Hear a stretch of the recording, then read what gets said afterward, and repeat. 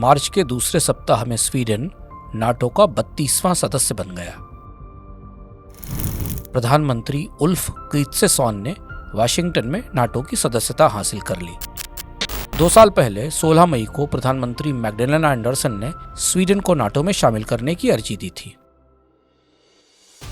इस फैसले के बाद स्वीडन ने अपनी 200 साल पुरानी कूटनीतिक तटस्थता को खत्म कर दिया।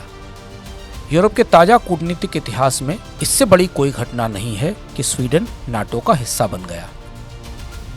रूस और अमेरिका के बीच लंबे शीत युद्ध के दौरान स्वीडन तटस्थ रहा था, मगर रूस के यूक्रेन पर हमले के बाद पूरे यूरोप में खौफ है। यह बात जनवरी 2022 की है, तब तक यूक्रेन पर रूस का कहर शुरू नहीं हुआ था। उस दौरान बाल्टिक सागर में रूस के 6 जंगी जहाज गश्त करते नजर आए।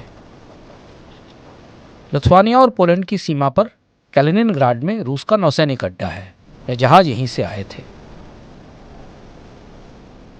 स्वीडन की पुलिस को पता चला कि उसके नाभिकीय संयंत्रों के आसपास कई ड्रोन देखे गए हैं। 24 घंटे के भीतर ही स्वीडन ने गोटलैंड के द्वीप पर सैन्य तैनाती में जोरदार बढ़ोतरी कर दी।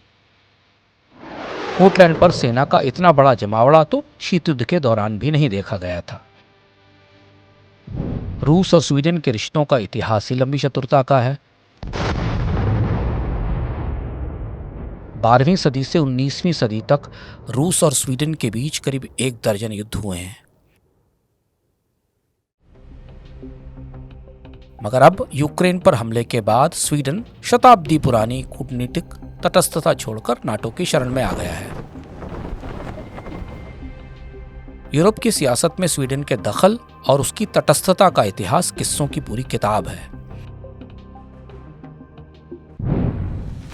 स्वीडन दुनिया का एक अनोखा मुल्क है जहां दुश्मन देश का सिपाही राजा बना दिया गया। उस राजा ने ऐसा चक्कर चलाया कि यूरोप के सबसे बड़े विजेता और सबसे बड़े सेनापति नेपोलियन की बुरी हार हुई।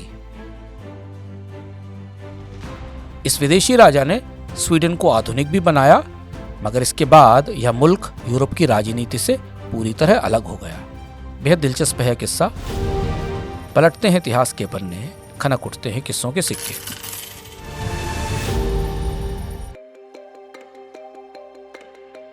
उस वक्त नेपोलियन की ताकत की तूती बोल रही थी। 19वीं सदी की शुरुआत होने को थी। वियना में एक बड़ी दावत हुई। यह भोज नेपोलियन बोनापार्ट के सम्मान में था। इसमें मौजूद था उनका सबसे काबिल सिपहसालार जियां बैप्टिस्ट बर्नाडोट। बर्नाडोट उस वक्त स्वीडन में फ्रांस के राजदूत थे। बर्नाडोट ने उस दावत में नेपोलियन के सम्मान में टोस्ट करने से मना कर दिया। बस यहीं से फ्रांस के दुश्मन स्वीडन का इतिहास बदल गया। बर्नाडोट स्वीडन का सम्राट बना और इस घटना ने यूरोप का इतिहास तब्दील कर दिया। आप चौंक रहे होंगे कि नेपोलियन का सिपाही फिर उसके दुश्मन स्वीडन का सम्राट, यह हुआ कैसे? मामला अजीबोगरीब है। सम्राट गुस्ताव पंचम स्वीडन के लिए बदकिस्मत साबित हुए थे। गुस्ताव को 1792 में केवल 14 साल की उम्र में सिंहासन मिल गया। तब तक उनमें राजनीतिक सूझबूझ नहीं आई थी। फ्रांस में क्रांति हो चुकी थी। नेपोलियन अपनी ताकत बढ़ाकर यूरोप को रौंद रहा था। गुस्ताव की अगुवाई में स्वीडन ने फ्रांस के खिलाफ ब्रिटेन, रूस, ऑस्ट्रिया और पर्शिया सहित कई छोटे राज्यों के गठजोड़ में शामिल होने का फैसला किया। इस गठजोड़ ने नेपोलियन से कई बार मोर्चा भी लिया। इस लड़ाई में स्वीडन को भारी नुकसान हुआ। हारे हुए स्वीडन को संधियां करनी पड़ी। फ्रांस और रूस के साथ त्रिपक्षीय संधि में फ्रांस ने स्वीडन पर सख्त शर्तें लगा दी।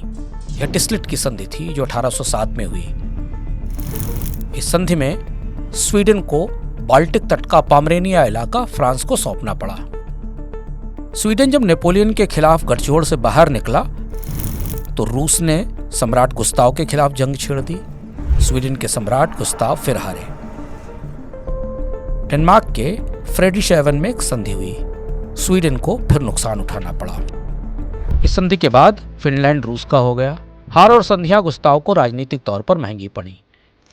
किंग गुस्ताव की गलतियों से नाराज लोग स्वीडन में टैक्स बढ़ने से पहले ही भड़के हुए थे। 1809 में सम्राट गुस्ताव के खिलाफ बगावत हो गई, उन्हें कैद कर लिया गया। स्वीडन के सम्राट को अपना मुल्क छोड़ना पड़ा। यहीं से राजनीति के मंच पर आए जॉन बैप्टिस्ट बर्नाडोट। नेपोलियन का यह चमत्कारी मार्शल यूरोप की कई महत्वपूर्ण जंग का विजेता था। नेपोलियन इस पर खास भरोसा करते थे, इसीलिए 1809 में नेपोलियन ने बर्नाडोट को स्वीडन का राजदूत बनाया था। फ्रांस के युद्ध नायक को क्या पता था कि उसका सबसे करीबी सेनापति ही बाद में स्वीडन का सम्राट हो जाएगा। बात 1810 की है। स्वीडन में दुनिया के इतिहास की सबसे अनोखी घटना घटी। दुश्मन मुल्क के सिपहसालार बर्नाडोट को देश का राजकुमार बना दिया गया। बर्नाडोट को स्वीकारने के लिए स्वीडन की राजशाही के नियम बदले गए। पहली बार ऐसा हुआ जब स्वीडन के राज परिवार में बाहर के किसी व्यक्ति को उत्तराधिकारी चुना गया। और फिर क्या था, इसके बाद नेपोलियन के मार्शल बर्नाडोट स्वीडन के सम्राट चार्ल्स जॉन कहे गए। यहां तक आते आते नेपोलियन और बर्नाडोट के रिश्ते बिगड़ चुके थे। बर्नाडोट समझदार राजनेता थे। वे पिछले सम्राट गुस्ताव की गलतियों से सबक सीख कर आए थे। उन्होंने तत्काल यूरोप में चल रही जंग से स्वीडन को अलग कर लिया। यहां से स्वीडन की तटस्थता की शुरुआत होती है। अब स्वीडन न फ्रांस के साथ था न नेपोलियन के गठजोड़ का हिस्सा था, मगर यह तटस्थता टिकी नहीं। 1812 में नेपोलियन की ग्रैंड आर्मी की ताकत छीनने लगी थी। रूस के अभियान में नेपोलियन पूरी तरह टूट गए थे। इसी मौके का फायदा उठाकर प्रशिया यानी जर्मनी, रूस, ऑस्ट्रिया और स्वीडन ने एक नया गठजोड़ बनाया। जर्मनी के लिप्जिग शहर में नेपोलियन के खिलाफ बड़ा मोर्चा लगा। 1813 की यह बड़ी जंग वार ऑफ नेशंस के नाम से इतिहास में दर्ज है। नेपोलियन के युद्धों के इतिहास में यह सबसे बड़ा युद्ध था। इस बार संयुक्त सेना फ्रांस पर भारी पड़ी। अक्टूबर के केवल 3 दिनों में इस जंग का फैसला हो गया। लिप्जिग के मैदान में फ्रेंच जनरल नेपोलियन बोनापार्ट की बुरी तरह हार हुई। लिप्जिग की हार से नेपोलियन के पतन की शुरुआत हुई। हारा और टूटा नेपोलियन 2 साल बाद अपनी अंतिम जंग के मोर्चे पर था। 1815 में बेल्जियम के शहर वाटरलू में फ्रांस की सेना एक दूसरे गठजोड़ से टकराई।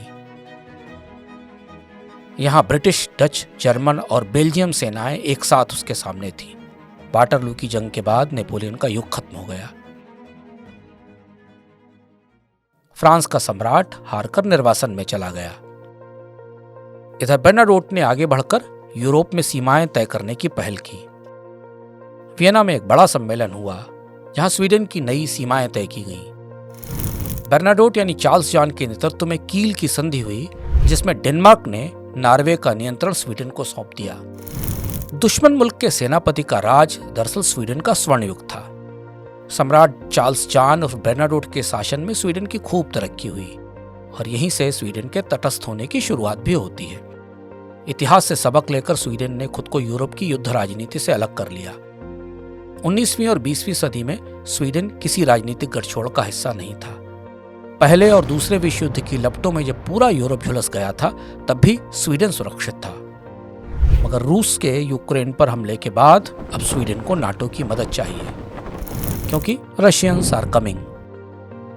रशियंस आर कमिंग स्वीडन में खासा हिकारत भरा मुहावरा है, जो रूस के खिलाफ स्वीडन की स्मृतियों में गहराई तक बैठा हुआ है। स्वीडन के नाटो में शामिल होने के बाद अब नाटो को बाल्टिक सागर में जगह मिल गई है। ठीक पुतिन के सर पर नाटो के जहाज गश्त करेंगे। ब्लैक सी और बाल्टिक सागर यानी रूस के दोनों समुद्री इलाके अब नाटो की निगहबानी में है। पुतिन को इसी का डर था। यह था आज का किस्सा। बने रहिए मनी 9 के साथ। समझ है तो सहज है।